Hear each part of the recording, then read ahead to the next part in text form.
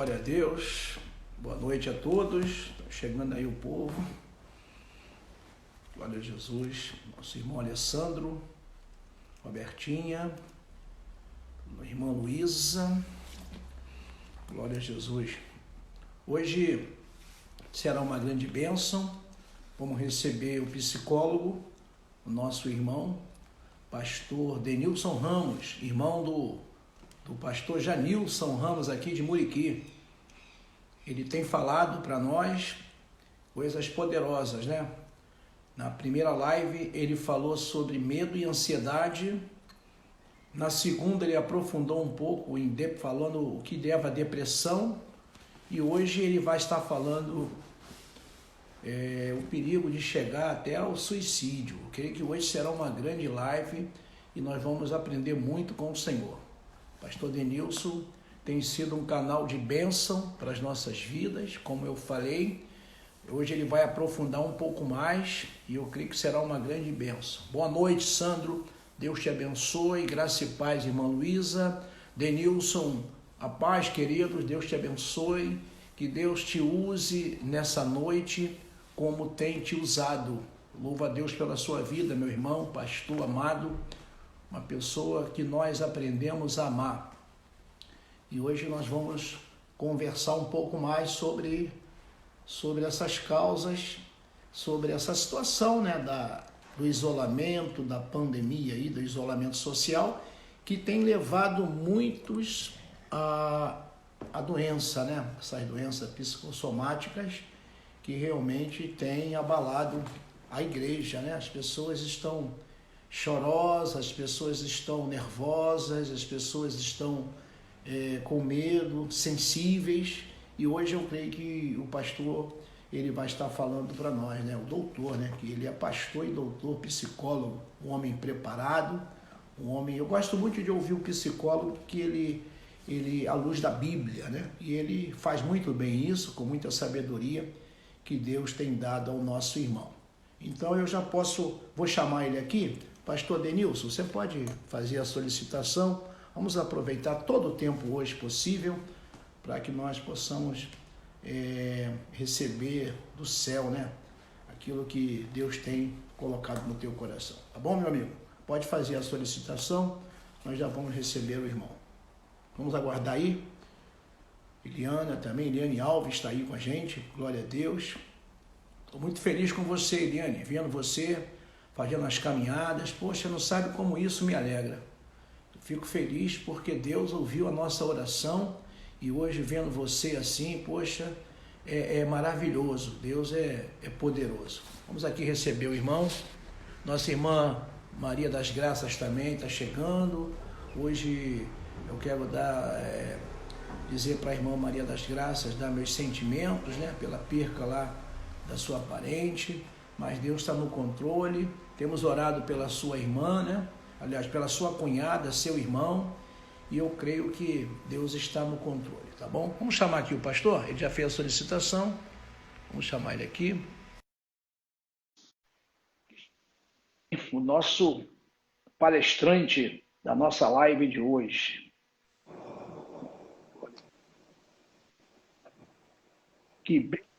E aí, meu amigo, como é que estão as coisas? Glórias a Deus. Me ouvindo bem aí hoje? Ótimo. O que você fez aí? Tá melhorando, não sei. Né? Tá melhorando, a gente vai aprendendo, né? Glórias a Deus. Muito bom. Muito bom poder estarmos juntos aí mais uma vez. Agradeço aí pelas palavras, mas toda a honra, toda a glória, todo louvor, toda adoração seja dada ao Senhor. Se não fosse Ele, nada disso seria possível. Então, por Ele para sempre, né? Tudo por Ele. Amém? Então eu quero deixar o tempo, a live com o irmão é uma live diferenciada, é uma live mais tratarmos desses assuntos, né? Que o irmão, com toda a sabedoria, com toda a formação que o irmão tem, possa passar para nós, né? Eu sei que o comentário tem sido bom e a nossa live ela vai lá para o nosso canal, né, do Calvário Rio, no YouTube. Nós temos colocado lá e a gente está dando nome, né, assim, um tema que é importante. As pessoas precisam de um tema para seguir E é muito mais atrativo quando você tem um tema na live. Mas aí a gente vai criando de acordo com o que o Espírito Santo for falando conosco. Então, querido, amém. Fique à vontade, fala para nós. Eu vou ficar aqui intercedendo, o que eu puder entrar aí. De repente, uma pergunta que alguém for fazendo, eu vou fazendo aqui para você, tá bom? Tá show de bola. Minha mãezinha tá aí, eu tô vendo ela aí. Tá assistindo a gente aí também. Bom, deixa eu só fazer uma sinalização, porque eu não sei aonde vai chegar, né? Espero que chegue aí muito longe, todos esses vídeos que a gente fez aí. Eu espero que Deus abençoe aí e que corações sejam alcançados de verdade, porque essa é a ideia. Não que a gente queira estar aparecendo, mas uma vez que a palavra de Deus é liberada, ela cumpre o que lhe apraz. Eu não sei aonde essa palavra vai entrar, onde esses vídeos vão entrar, em qual lares vão entrar, quem vai estar assistindo, qual vão ser as pessoas. E de repente a gente pode estar aí atendendo ou assistindo, né, alguém que esteja realmente muito necessitado, quer seja dentro da questão da ansiedade, quer seja dentro da questão da depressão, ou até mesmo dentro desse tema que a gente vai falar hoje, muito superficialmente, mas a gente vai tentar trazer alguma coisa. E eu preciso deixar bem claro o seguinte, nada, lógico, guardando a fé, nada substitui o profissional dentro da área, profissional específico para a área da saúde mental, né? E nós falamos aí de psicólogos, psiquiatras, neuros, né? São profissionais que trabalham com essa visão de saúde mental e tem esse conhecimento, e uma vez detectado, uma vez diagnosticado, melhor dizendo, qualquer tipo de coisas do que a gente já falou aí, o que a gente ainda vai falar, é importante correr, ir, né? Isso não é falta de fé, é muito importante isso, né, pastor? A gente lembrar, eu me lembro que na primeira, acho que na primeira, foi falando sobre depressão, a gente falou sobre isso, que muitas vezes as pessoas dentro das igrejas acham que o fato de alguém ter uma depressão ou estar passando por um TAG, um transtorno de ansiedade generalizado, está ligado à falta de fé. Não, muito pelo contrário. A fé é tanta que a gente acredita que Deus levantou um homem, ou levantou homens e mulheres nessa terra para estudarem, aprenderem e poderem trabalhar questões tão peculiares, questões tão profundas que tratam do emocional, tratam da estrutura humana, que só é conhecida por Deus, porque nem a gente mesmo conhece. Não é isso que a palavra diz? A Bíblia diz que a gente não conhece, o homem não conhece a si próprio, mas Deus conhece ainda como criatura informe, Deus já nos conhecia e já sabia exatamente como seríamos. Então, essa questão de passarmos por ansiedade, vivermos depressão, como a gente falou aí na semana passada um pouco, são palestras que são longas. Eu me lembro de algumas igrejas que eu fui aí, né, de alguns pastores, amigos nossos aí, em que a coisa se estendeu, porque o assunto ele é inesgotável. E como o pastor bem falou, em momentos como esse que estamos vivendo hoje, principalmente de isolamento social, e o isolamento social, ele é uma característica que promove esse tipo de essas coisas, a ansiedade, a depressão e até mesmo as ideações suicidas. Então, a gente está vivendo um momento que a gente precisaria ter muito tempo para falar sobre essas coisas. Não é o caso, a gente está em isolamento social e a gente vai aproveitar o que tem. Então, são pinceladas, são coisas rápidas que não substituem o profissional de saúde, não substituem o tratamento, não substituem o remédio quando necessário. Isso precisa ser bem colocado, porque a gente não sabe onde isso vai chegar. E aí a gente falou, pastor, um pouco sobre ansiedade, e é uma escalada, tá? Falamos um pouco sobre ansiedade, falamos um pouco sobre depressão na semana passada, e hoje a proposta seria exatamente dar aquela encerrada em relação à depressão e falar do suicídio. Melhor, do suicídio não, da ideação suicida. Porque falar do suicídio não é interessante, falar do suicídio é fazer fofoca, porque o suicídio em si é um fato. O suicídio em si é algo que já aconteceu. Então a gente precisa trabalhar a ideação suicida. Porque o suicídio, para que ele aconteça, ele passa por 3 fases. A ideação, a preparação e o fato, o suicídio. Então, e tudo isso, quando a gente fala da ideação, que é o primeiro, que é aquele momento de ideação, normalmente, como eu falei aí, um grande percentual, eu não tenho aqui, no momento, deixa eu ver se eu acho aqui, eu não tenho aqui no momento escrito, mas um grande percentual dos suicídios que acontecem, eles se dão por motivos depressivos. A depressão, ela é um grande fator, um fator de risco, né? É um dos maiores fatores de risco para o suicídio. Normalmente as pessoas que chegam às vias de fato ou passam pela questão da ideação suicida, elas estão em momentos ou em períodos depressivos há muito tempo.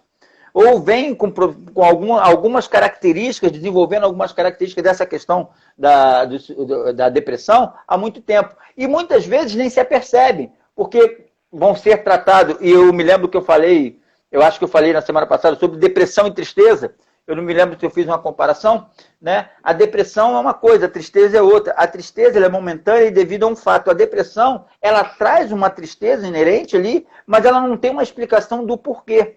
E essa depressão, esse estado de desesperança, essa coisa, ele vai levando o cidadão, ele vai levando a pessoa a ter alguns sintomas. Eu não sei se eu falei na semana passada, e por isso que eu queria só repetir. Falta de apetite, perda de peso, diminuição da capacidade de sentir prazer, diminuição da energia, falta de sono, perda do desejo sexual. Isso são algumas características da questão dos sintomas da depressão. Agora, não é porque eu estou com falta de apetite hoje que eu já estou depressivo. Qualquer uma dessas características que eu falei aí, eu falei um pouco rápido, mas tem que ser rápido mesmo por causa do tempo, qualquer uma dessas características, se ela se der por mais de 2 semanas, é necessário um olhar, é necessário uma observação, principalmente, e eu me lembro que eu falei na semana passada, principalmente os olhos dos pais, né, para os filhos, para os adolescentes da casa, né? Lembre-se que a gente acha que não, mas criança, adolescente também passa por processos depressivos,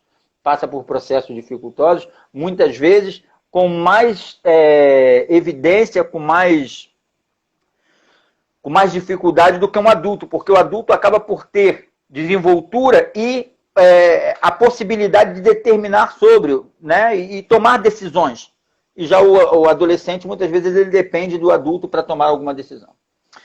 Falando dessa escalada, a ansiedade num grau elevado, ela pode levar a um princípio de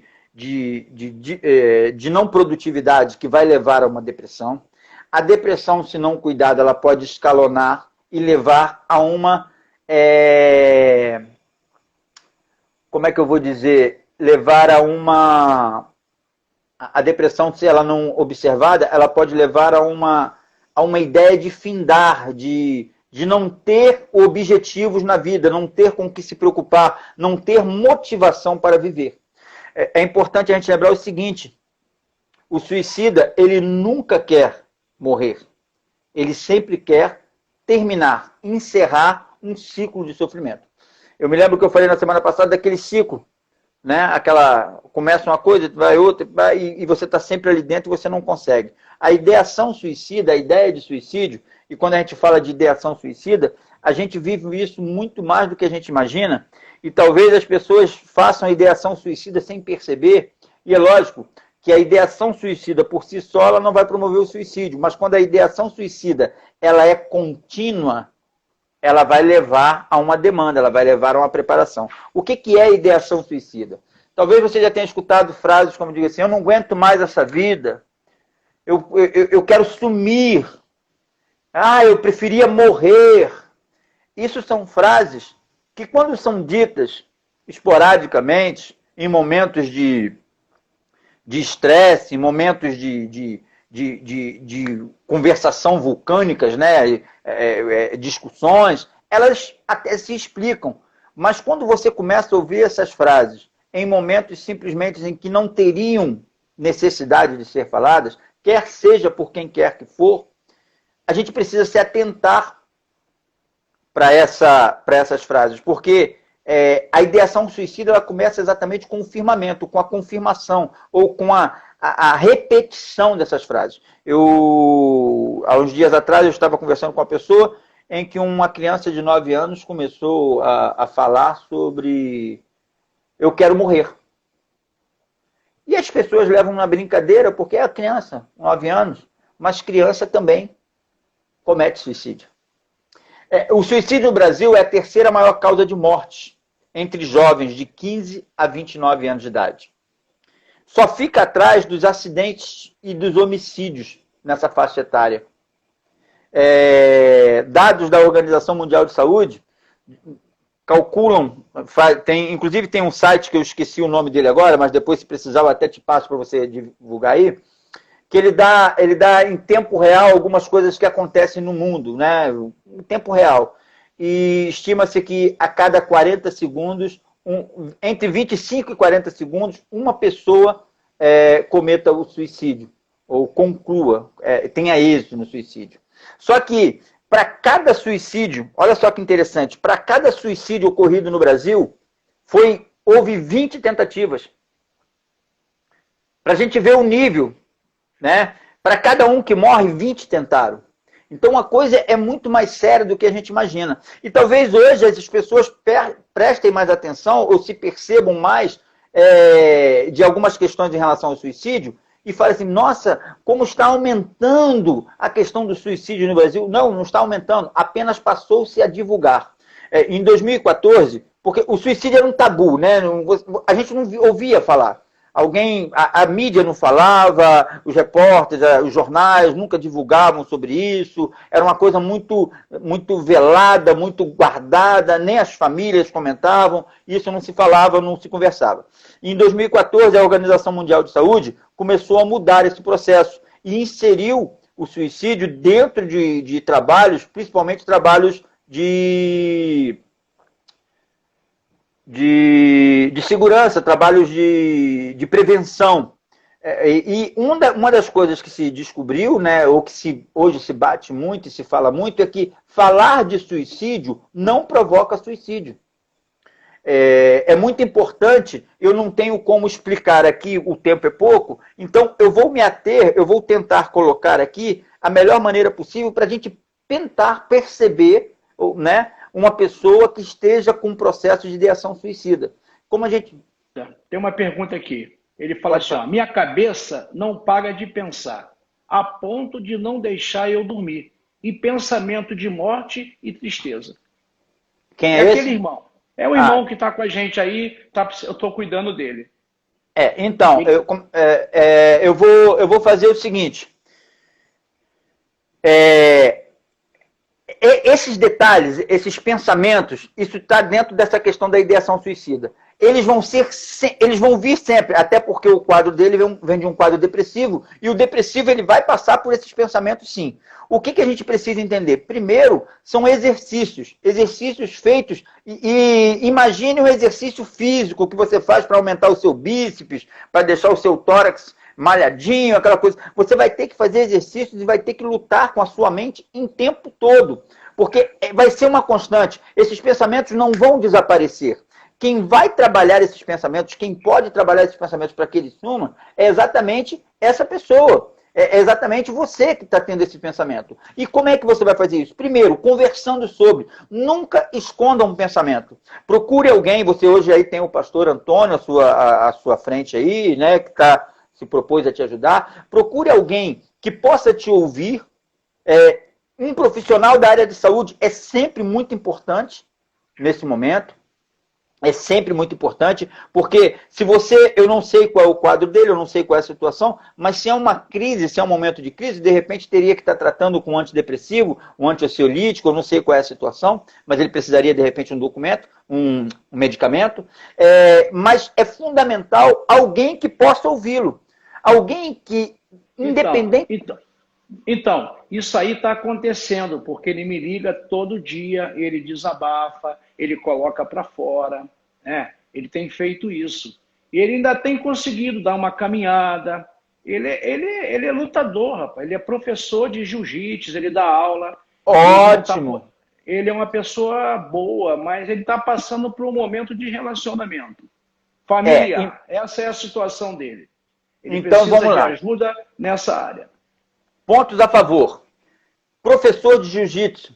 Jiu-jitsu trabalha com força física, trabalha com técnicas de inteligência, porque a pessoa que pratica jiu-jitsu, ela precisa pensar para o próximo golpe, ela precisa pensar como sair daquela situação. Ele pode usar as mesmas técnicas que ele usa no jiu-jitsu, quando ele está envolvido em uma chave mais difícil de ser usada. A maneira como ele pensa e a possibilidade de sair daquela chave, todo esse esforço que ele carrega, que ele faz dentro da parte física, ele pode fazer também, exercitar também dentro da área mental. O condicionamento físico, os exercícios físicos, melhor dizendo, eles são fundamentais para ajudar nesse processo depressivo, esse processo ansioso, esse processo de ideação suicida. Então, qualquer coisa que ele venha fazer, correr, caminhar, malhar, a luta em si, ela extravasa, ela bota para fora, isso é muito importante. E, automaticamente, esse processo que ele está desenvolvendo contigo, pastor Antônio, de conversação, isso é fundamental. Fundamental. Ele precisa ter alguém, ele precisa ter um par de ouvidos à disposição dele de verdade. E a gente que, como pastor, a gente sabe o quanto isso é importante, não só para quem tem problema de está vivendo uma ideação suicida, mas qualquer um, a gente sabe o quanto não são as pessoas que nos procuram e querem falar, precisam desabafar, precisam botar para fora alguma coisa que estão vivendo. Agora, não muda a questão da necessidade de um profissional de saúde. Tá? No caso dele, se tiver muito apertado, inclusive eu recomendaria um psiquiatra. Psiquiatra, essa coisa de que psiquiatra é médico de doido, não, esquece isso. Psiquiatra é um cara que vai... Muito preconceito, né? Há muito preconceito contra isso, né? As pessoas não aceitam a tratar a sua mente, a sua cabeça, melhor dizendo assim. Acha que é maluco, que é doido. Não, poxa, é uma doença. Há tratamento para isso. Quanto o psicólogo, parece que quebrou um pouco. Hoje até um certo status está no psicólogo. Mas quando se fala de psiquiatra, as pessoas ainda se retraem. E o psiquiatra ele é muito importante até pela questão do medicamento, porque quem passa medicamento é o psiquiatra e não o psicólogo. Né? Então o psiquiatra ele vai dar uma ajuda muito grande nesse processo, quando necessário for. Não quer dizer que não possa ser procurado um psicólogo também, independente da ajuda do pastor, tá, pastor Antônio? Mas é interessante isso. As ferramentas, para ele, eu falei, essa questão do pensamento, toda vez que vier a ideia, é sempre pensar no que eu posso fazer no dia seguinte. E sempre com esse olhar para o dia seguinte. Eu estou dormindo hoje, mas amanhã eu vou pensar no que eu posso fazer sobre hoje. E sempre com esse olhar para o dia seguinte. Isso é muito importante, esse olhar para o dia seguinte. Quando as pessoas começam a perder esse olhar para o dia seguinte, a coisa começa a complicar. E como eu falei, o suicida, ele não quer, e alguém botou aqui, é como se fosse uma partida de xadrez. É mais ou menos isso mesmo. É como se fosse realmente uma partida de xadrez. E você está sempre naquela, alguém tentando te dar, a sua mente tentando te dar um checkmate. Né? A gente costuma, em pregações, a gente costuma falar que o nosso eu é o nosso maior inimigo, né? As pessoas tendem muito a falar que Satanás é o maior inimigo, aquela coisa toda, mas muitas vezes ele leva a culpa de coisas que é nossa mesmo, né? E a gente mesmo faz com a gente. E se tem uma coisa que sabota a gente... Eu sempre digo uma coisa, nós temos 3 adversários. O mundo, a carne e Satanás. Nem tudo é Satanás. Nem tudo é Satanás. Leva a culpa. Tem até um quebra-gelo aí para a gente descontrair. Uma irmãzinha falou assim, pastor, tudo bota a culpa no diabo. Já estou até com pena do diabo. Não, peraí, pena também. Pena também é muita coisa, né? Pena é muita coisa, né? Mas essa questão é muito importante, porque o ser humano ele precisa se reconhecer. Eu costumo sempre dizer que depois da salvação, a melhor coisa que o Senhor nos deu foi exatamente a oportunidade de nos conhecer, de olharmos para nós mesmos, entendermos quem nós somos como seres humanos. Nós não somos bons, não existe um ser humano 100% bom e um ser humano 100% ruim. Existem seres humanos. E os seres humanos eles são compostos de coisas boas e coisas ruins. E quando eu falo coisas ruins, eu tenho até um certo cuidado, porque pode ser ruim para você, mas é bom para outra pessoa. Vai depender do momento. Pode ser ruim hoje, mas pode ser bom amanhã. né? Então, a gente tem que ter cuidado com esse olhar. Por isso, talvez, Jesus deixou lá escrito para que a gente não julgue, né? Deixa que ele faça esse julgamento, deixa que o Senhor cuide dessa questão de julgar. Então, a gente buscando esse conhecimento, a gente buscando entender quem somos nós dentro da nossa concepção humana, a gente buscando entender isso, a gente ganha muito na compreensão do nosso eu, porque o nosso eu muitas vezes luta contra a gente. E aí eu vou tirar do eu e vou trazer para a mente. Pastor Antônio escutou isso muitas vezes, né? O nosso maior sabotador é a nossa mente.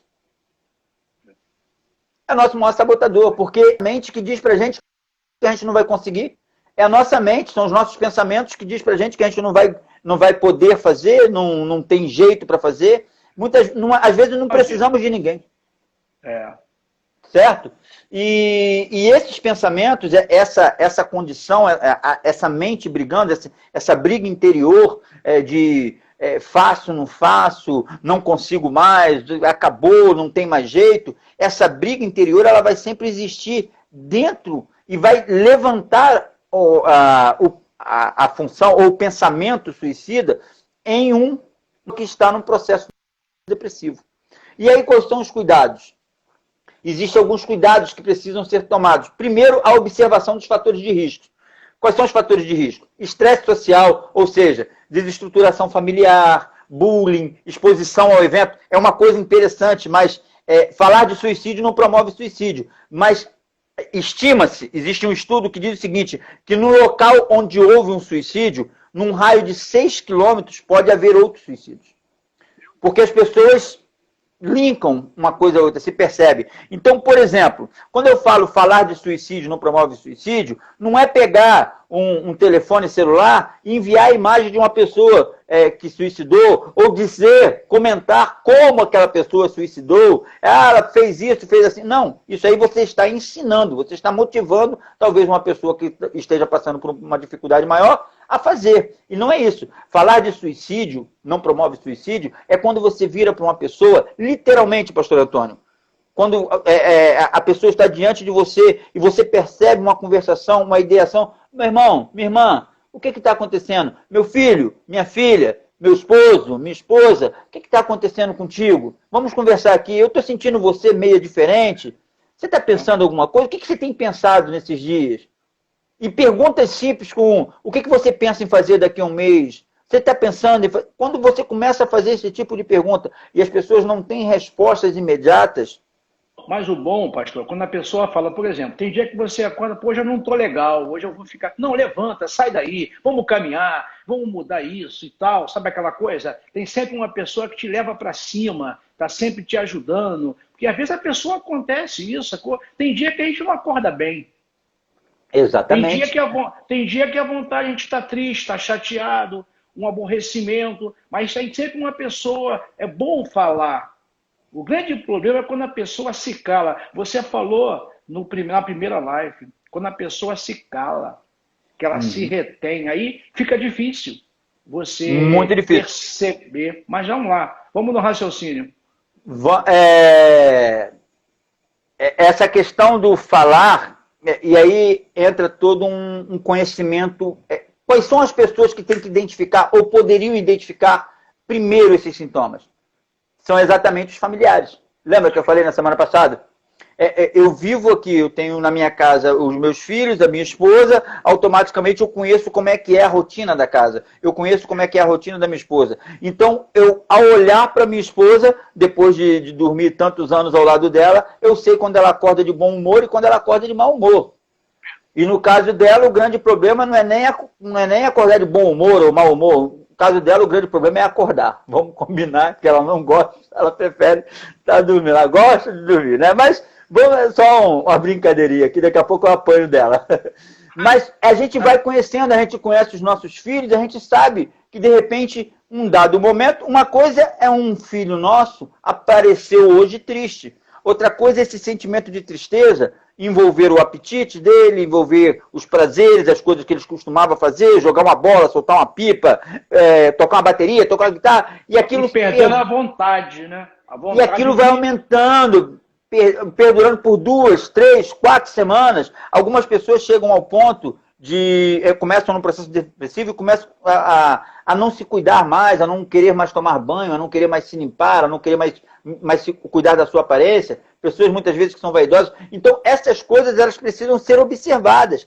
E uma vez observadas, automaticamente alguém tem que chegar perto, e quando eu falo alguém, alguém mais próximo... A irmã está falando aí, quando você está nesse estado, eu conheço a irmã, também passou por um período desse, não se quer falar com ninguém, acha que não adianta.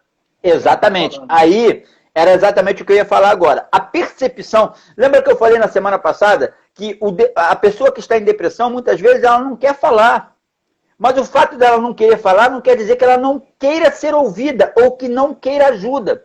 E eu me lembro que eu falei algo do tipo assim, se você tem uma pessoa que se trancou dentro do quarto e não está querendo falar, não abandona. Fica ali calado. Isso é que é o difícil. Porque às vezes a gente quer entrar e quer resolver. Vambora, levanta daí, você é palhaçada. Não. Entra ali e mostra para aquela pessoa, você está ali do lado dela, você não quer falar nada, mas eu estou aqui. Qualquer coisa que você precisar, você me chama. Só o fato de ter alguém ali, dá àquela pessoa uma segurança. Tem alguém que se importa. Tem alguém aqui. E uma hora ou outra, ela pode não querer naquele momento, ela pode não querer naquele dia, ela pode não querer naquela semana, mas uma hora ela vai... Poxa, eu estava pensando aqui. Então, às vezes você precisa... E a grande dificuldade da humanidade é isso aqui, é ouvir. A gente quer muito falar. A gente acha que os problemas se resolvem falando, quando muitas vezes esse tipo de problema a gente resolve ouvindo. Apenas estando ali. Apenas estando ali. Não quer falar, a pessoa não quer falar, a pessoa está depressiva, a pessoa está sem vontade. É um burburinho, é um turbilhão de pensamentos na cabeça naquele momento e não tem solução. Então, a única coisa que ela precisa é ser ouvida. E, às vezes, ela quer ser ouvida sem falar. Ela quer ser entendida. A verdade é essa. É entender aquele processo. E a pessoa ali do lado, ela só tem que fazer o seguinte, eu estou aqui, eu sei que isso vai passar. Eu estou aqui, eu sei que isso vai passar. Não cobre. Não cobre que ela tem que levantar, não cobre que ela tem que tomar banho, não cobre que ela tem que comer. Não. Olha, lógico, a alimentação ela faz parte do processo por causa da doença. É justamente aí que muitos erros familiares erram. E começa a cobrar, começa a criticar, falta de conhecimento para tratar da enfermidade que está ali instalada. Muito bom o que você falou. Exatamente aí, pastor Antônio. E às vezes a gente vê isso até dentro da igreja, dentro das nossas igrejas, a gente vê muito isso. Porque existem algumas situações dentro da igreja, onde, não sei se já aconteceu na sua igreja, acredito que sim, aquele irmãozinho que entra e quer ficar lá no cantinho, quietinho. Mas às vezes aquele irmão tem um compromisso dentro da igreja qualquer e ele começa a entender o seguinte, se eu for para a igreja, eu tenho que fazer alguma coisa. Se eu for para a igreja e chorar, as pessoas vão me perguntar o que eu tenho. Então é melhor eu não ir. A questão do isolamento. A pessoa se retrai. Porque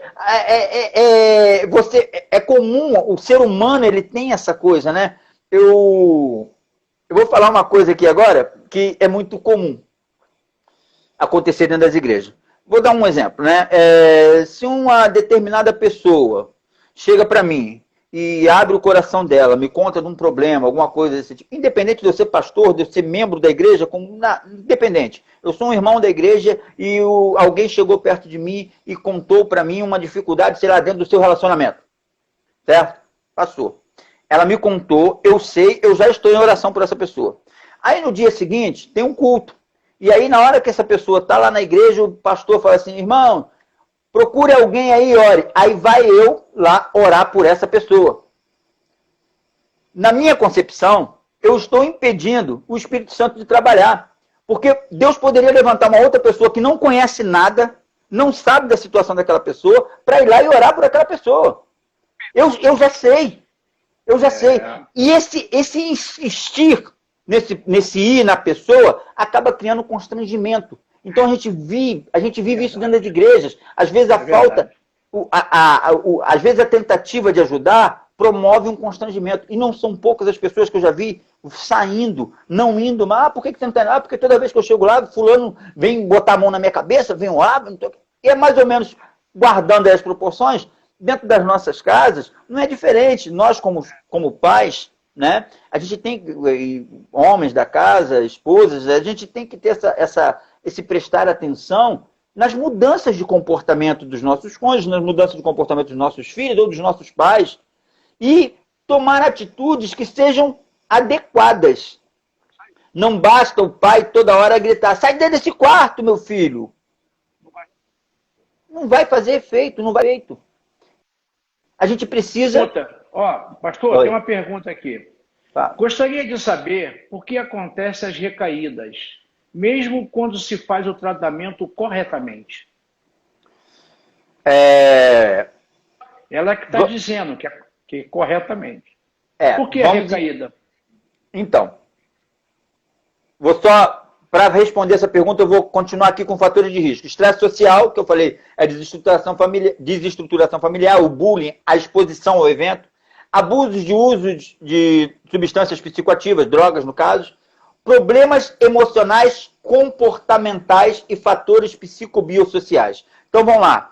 Muitas vezes nós entendemos que passamos por uma depressão, ou o depressivo passou por essa depressão, ele teve a ideação suicida e foi diagnosticado e foi tratado. Fez uso de medicamento e por aí vai. Lembra que eu falei do exercício?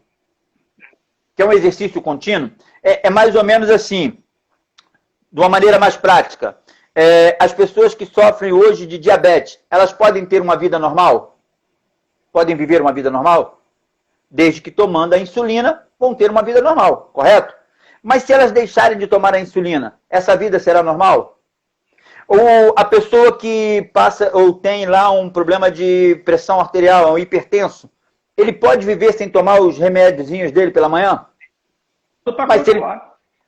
Mas se ele tomar o remédiozinho toda manhã, uma vida normal. Só que, o que acontece? Como isso aqui está escondido, está aqui para dentro, a gente meio que não se importa muito. E a gente deixa de exercitar algumas coisas. E as recaídas vêm exatamente quando a gente se desapercebe do equilíbrio. Quando a gente passa o ponto do equilíbrio a nível emocional.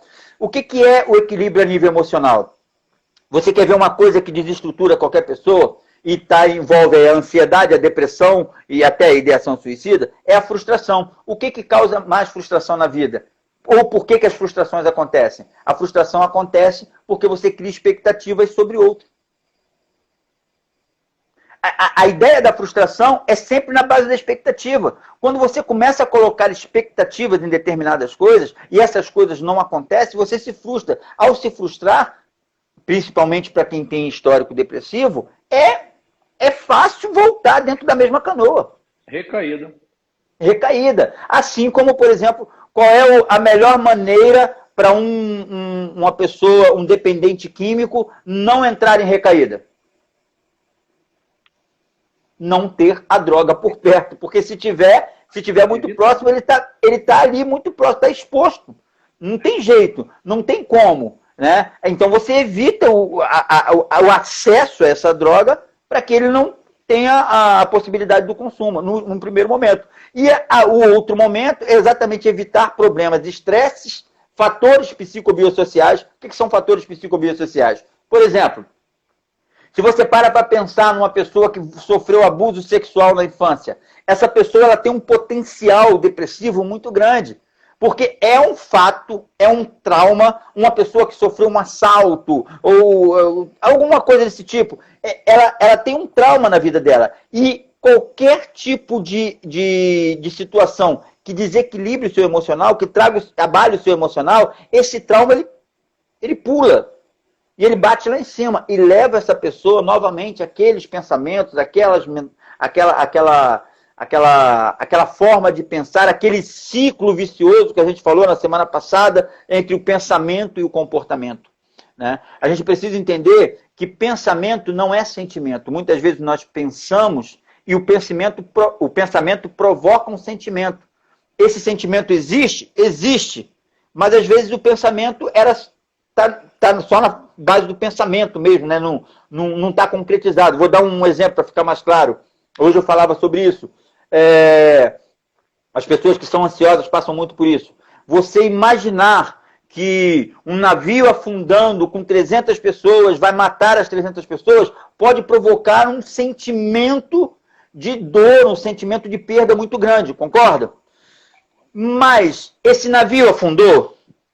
Não, você só pensou, mas você já sentiu esse sentimento, essa dor, essa preocupação, ela é verdadeira, ela é real, mas o navio não afundou, você só imaginou. Então, o depressivo, ele passa muito por essa questão das... Só em pensar. Já traz toda essa questão. Então, a gente precisa trabalhar muito isso. Trabalhar esse pensamento, né? Isso, por isso que eu falo da questão da TCC, né? Técnica Cognitiva Comportamental. Você muda pensamentos para mudar comportamento. Então, toda vez que você tem um pensamento muito focado no problema, muito focado na consequência daquele problema, o que vai ser agora? Exemplo, né? Muito comum hoje, pandemia, vamos falar aí de desemprego. Meu Deus, fui mandado embora, não tem dinheiro, como é que vai ser? E agora? Não tem mais jeito, não tem mais... E você começa, eu não tenho dinheiro hoje, então daqui uma semana vai acabar o meu arroz, vai acabar o meu feijão, o meu filho, eu não vou poder pagar a escola, eu não vou ter dinheiro para isso, eu não vou... Ainda não aconteceu, mas a pré-ocupação... Exatamente.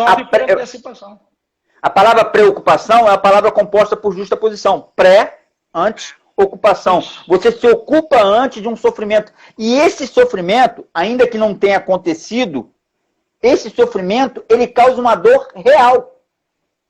O fato ainda não aconteceu, mas esse sofrimento causa uma dor real. E essa dor real é que leva uma pessoa à depressão, é essa dor real que inunda o ser humano de tal maneira que ele não consegue vivenciar uma outra possibilidade. Ele não consegue enxergar um outro caminho. Ele não consegue enxergar uma outra oportunidade. É como se fosse o pescoço ficasse preso, agarrado, e ele só consegue olhar aquela direção. Ele não consegue desviar a cabeça, ele não consegue olhar para os lados.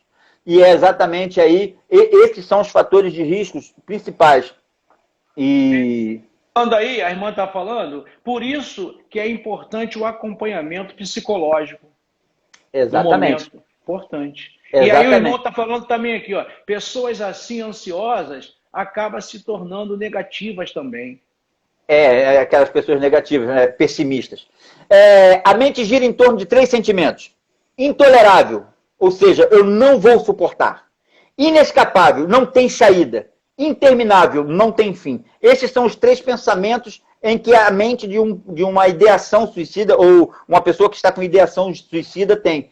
É intolerável, eu não consigo, eu não suporto mais, eu não suporto. Inescapável, não tem mais jeito, acabou, não tem mais jeito. Interminável. Denilson, quando chega nesse nível, é o nível máximo, é isso? Não, esse nível é o processo.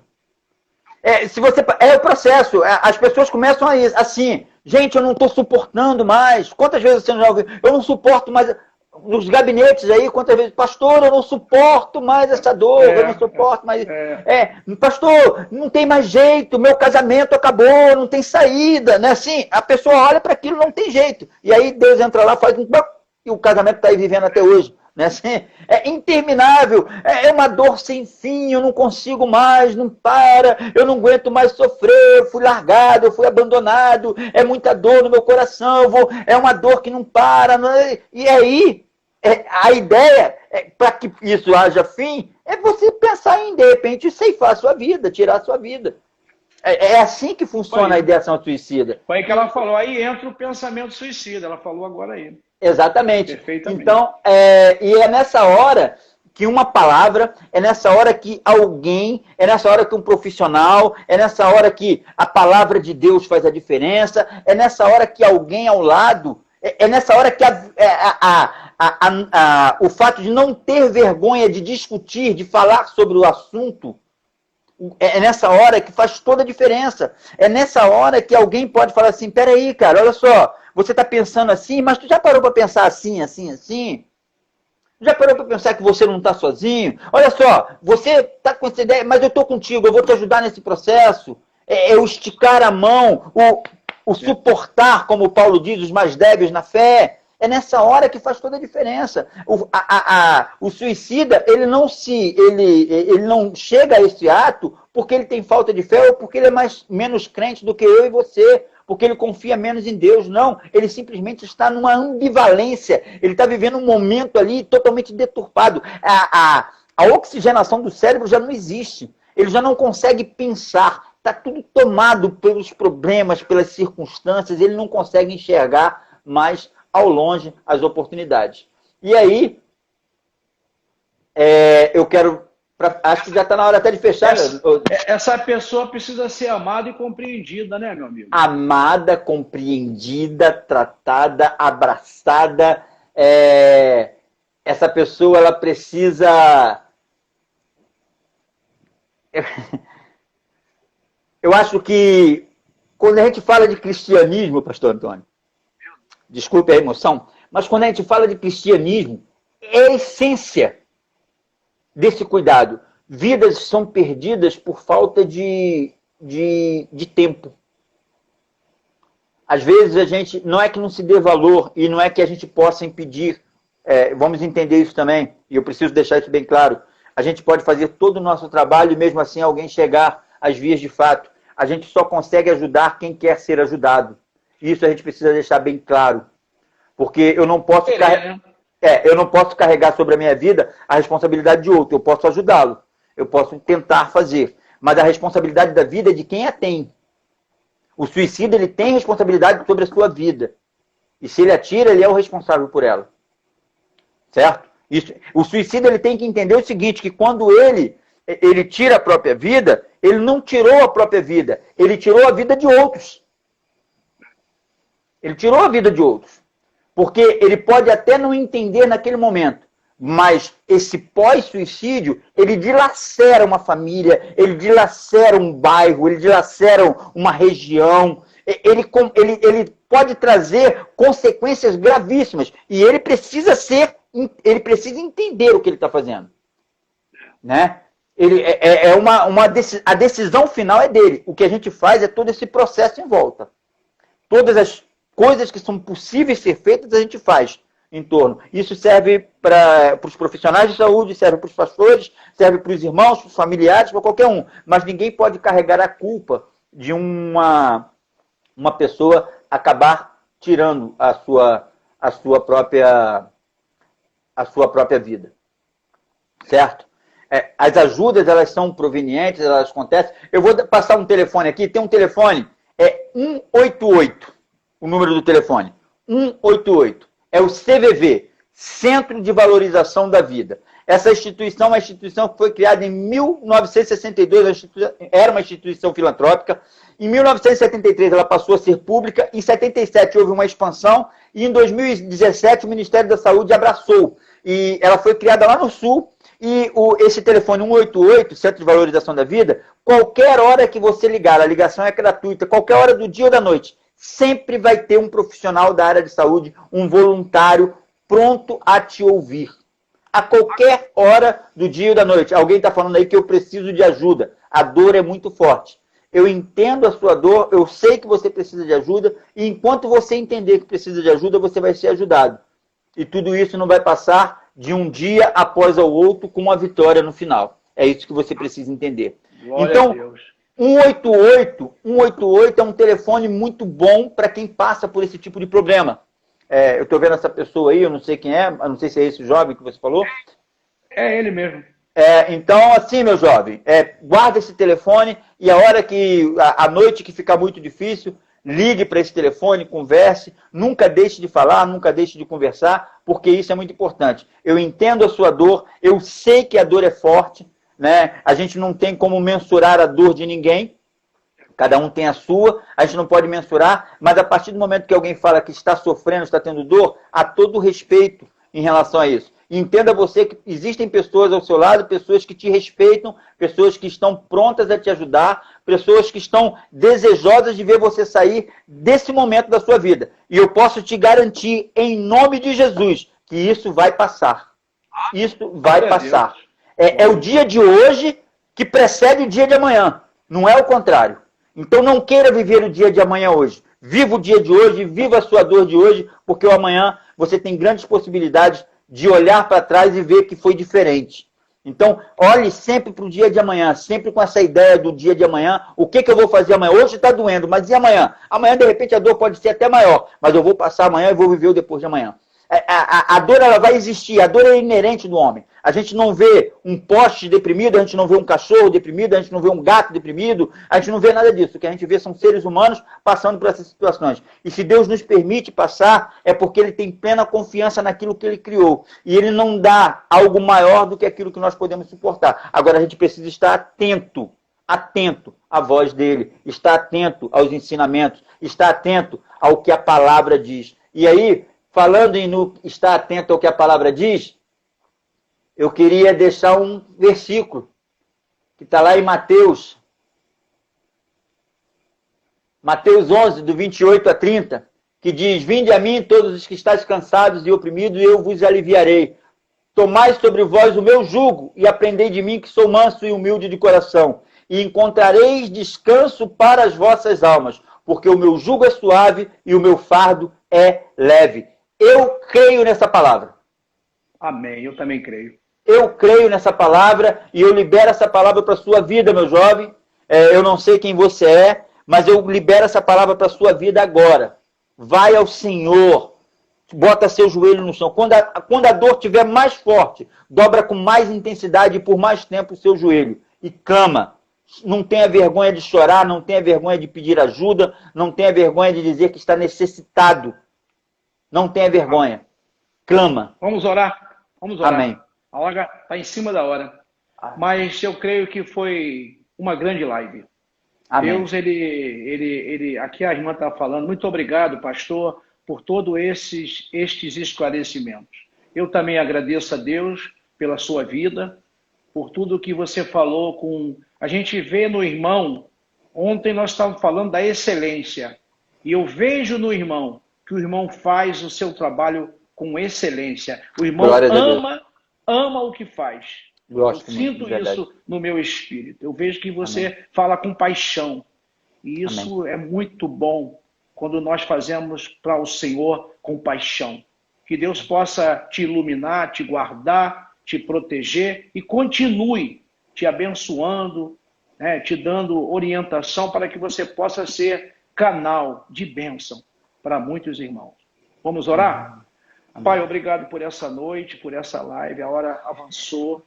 Nós te agradecemos por todos os ensinamentos que foram passados pelo teu servo, Deus. Que todos aqueles, Pai, que ouviram esses ensinamentos, Pai, possam colocar em prática, Deus, o que foi ensinado nessa noite. Eu oro pela vida do meu amigo, do meu irmão, eu oro pela minha irmã também, meu Deus, que o Senhor possa continuar fazendo a boa obra, porque aquele que começou a boa obra há de concluí-la em nome de Jesus. Eu oro e te agradeço por essa live, pela vida do pastor Denilson Ramos, Pai. Eu te agradeço, Pai, por tudo, no nome de Jesus. Amém. Amém. E amém.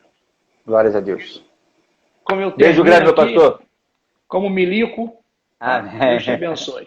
Grande amém, abraço. Querido. Fiquem com Deus. Até semana que vem, se Deus quiser. Se tá, assim o Senhor permitir. Tá? Vamos ver. Tá bom, fica com Deus. Isso aí.